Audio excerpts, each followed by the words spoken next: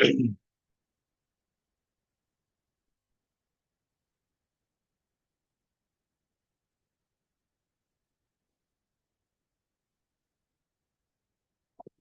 White board load हो रहा है। इतनी ज्यादा ये नहीं मुझे पता, इतनी देर क्यों लगा रहा है भाई।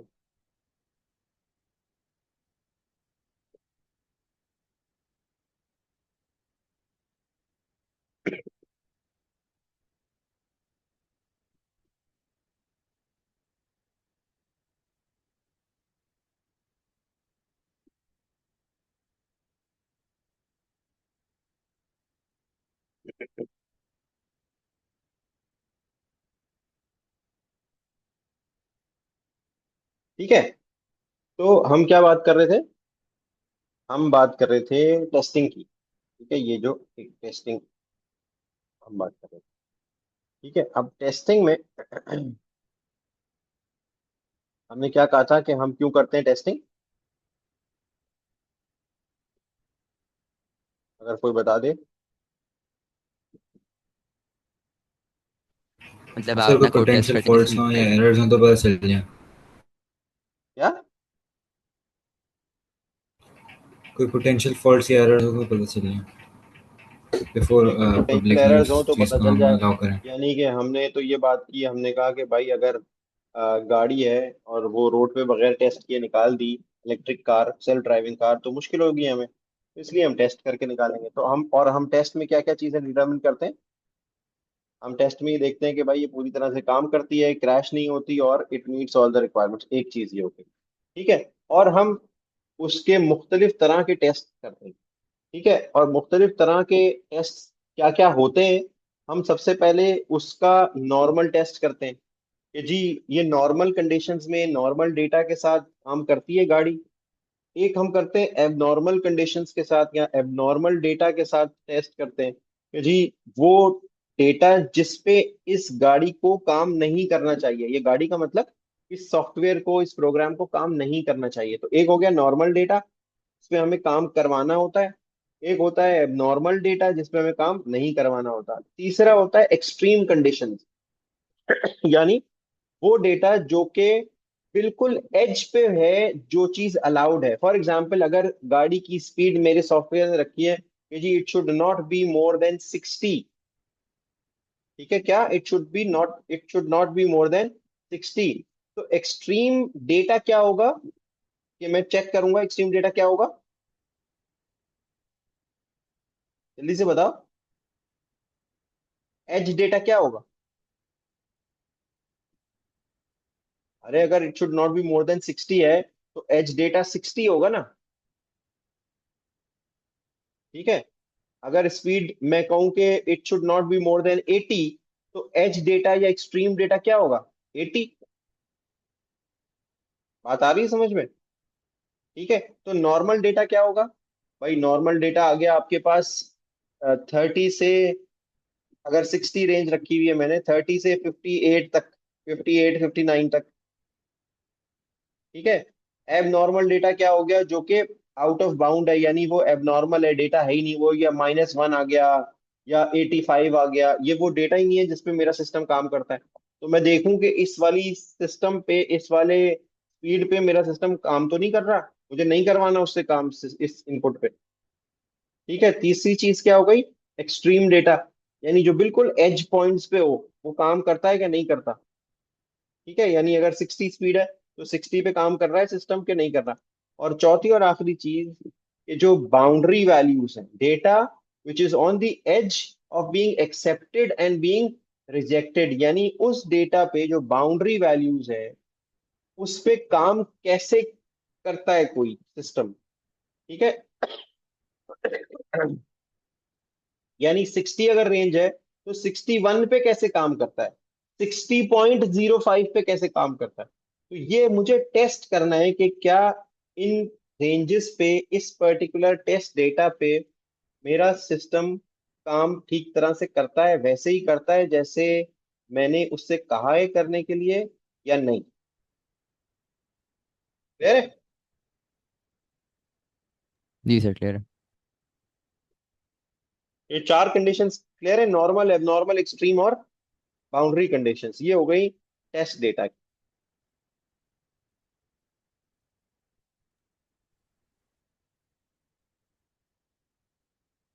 क्लियर है Ibrahim?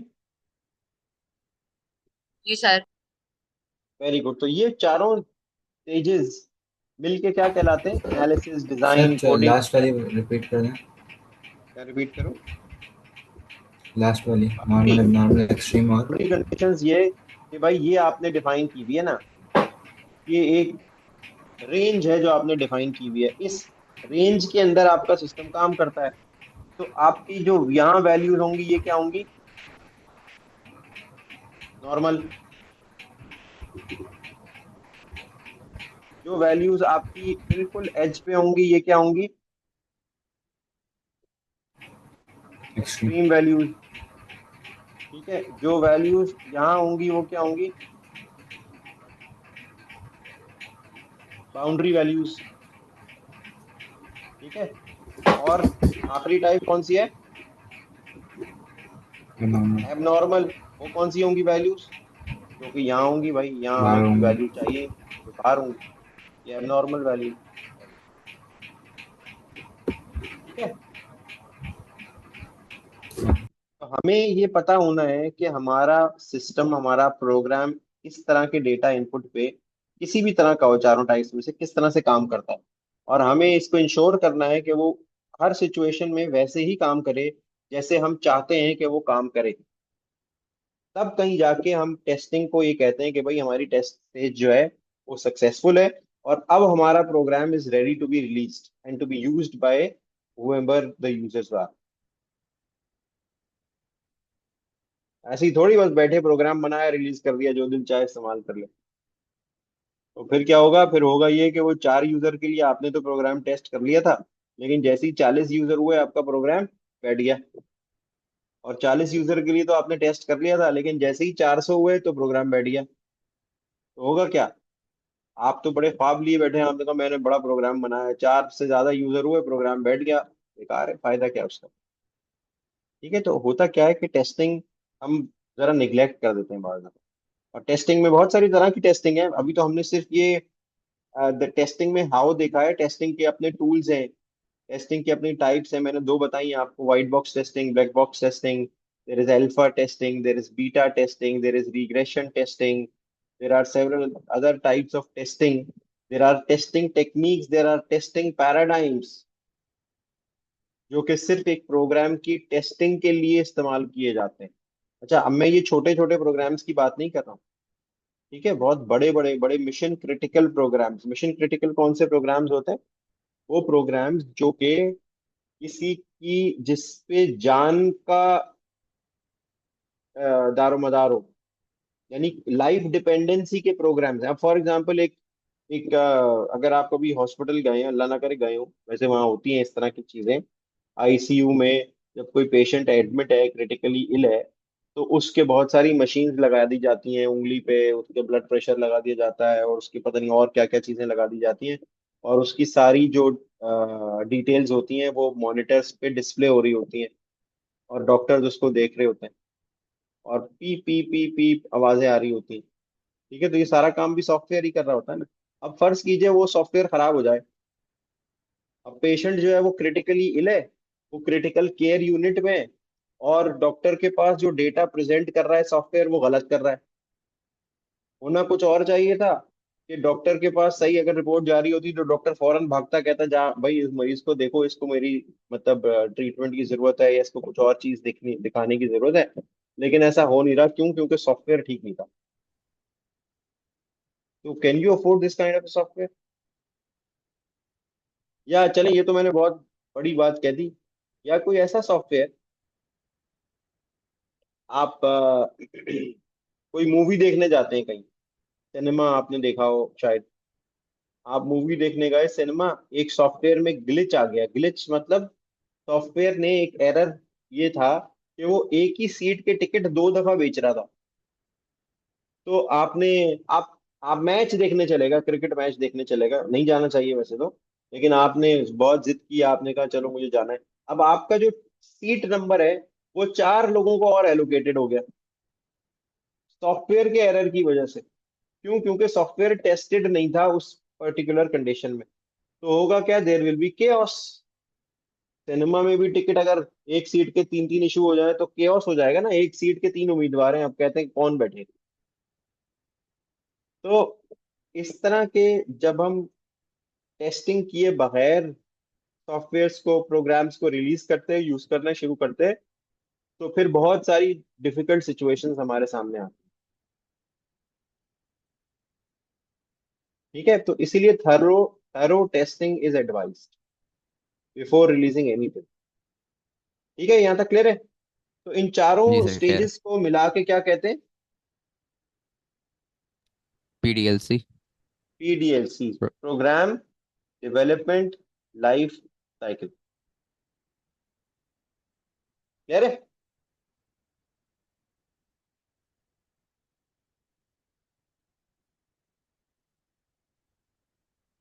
Programme development life cycle clear है? जी सर, क्लियर है। जी सर। Very good. अली की आवाज नहीं आई बस। जी सर, क्लियर है। Very good Ali. तुम हालांकि बीच में थे भी नहीं, दरवाजा खोलने गए थे, तुम्हें पता चल गया था। तुम्हारा कैमरा नहीं है लेकिन हमें तुम नजर आ रहे हो। जी सर। ये जी सर की क्या बात थी इसमें? सर, इंफ्रारेड सेंसर लगाया हुआ है। हाँ, ये हमने चैट जीपीटी का सर्वर सामने खड़ा किया हुआ है, वो हमें रिपोर्ट देता रहता है।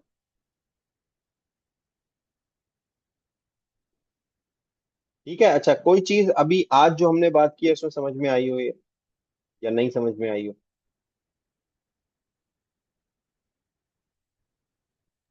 समझ आ गया सर। ठीक है, अच्छा अब हम जो नेक्स्ट क्लास में करेंगे, नेक्स्ट वीक में, एक तो सैटरडे को अपने प्रॉब्लम्स आप लेके आएंगे, उस पर हम बात करेंगे। वो हम इसी को कंटिन्यू करेंगे और हम थोड़ा सा पाइथन पे इन चीजों, अच्छा ये जो हम पाइथन शुरू कर रहे हैं ना, ये बेसिकली चैप्टर 8 है। ठीक है, चैप्टर 8 में डायरेक्ट प्रोग्रामिंग है। तो हम वो थोड़ी सी वो भी करते जा रहे हैं ताकि हमारे लिए आसानी हो थोड़ी सी आगे, क्योंकि अब एक दो चीजें ही बची हैं कोर्स में, दो एक दो चैप्टर ही बचे। ठीक है, तो ये अ, हम जो नेक्स्ट क्लास में करेंगे, it will be common algorithms जो है हमारे सर्च और सॉर्ट के। सर्च के लिए हम लीनियर सर्च देखेंगे, ठीक है, और सॉर्टिंग के लिए हम बबल सॉर्ट देखेंगे। तो अगर आपको टाइम मिले तो इन दोनों चीजों को देख लीजिएगा, ये होती क्या है और इसको हम कैसे कोड में कर सकते हैं।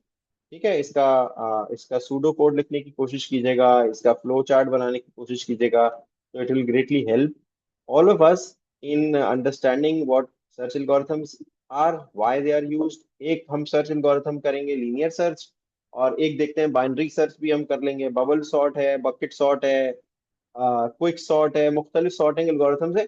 आपके कोर्स में सब नहीं है सॉर्टिंग एल्गोरिथम, सिर्फ बबल सॉर्ट ही है शायद। ठीक है, तो सही ये सर। हम करेंगे। इसको जरा सा कोशिश कीजिएगा कि आप देख लें। ठीक है, कोई चीज और जो पूछनी हो? अच्छा, तैयारी है सैटरडे को टेस्ट की? जी सर। ठीक है, हाँ करनी पड़ेगी बेटा। तो ये गर्दन जा रहा है ना यूं सर पे टेक लगा के पूरा।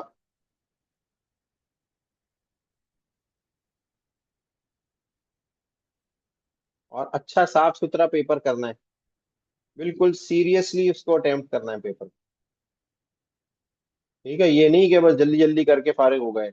You need to take your time, उसको अच्छी तरह से साफ सुथरा करना है। ठीक है, और अच्छी तरह से करने का मतलब ये नहीं है कि बस जो पूछा है वो बता दिया।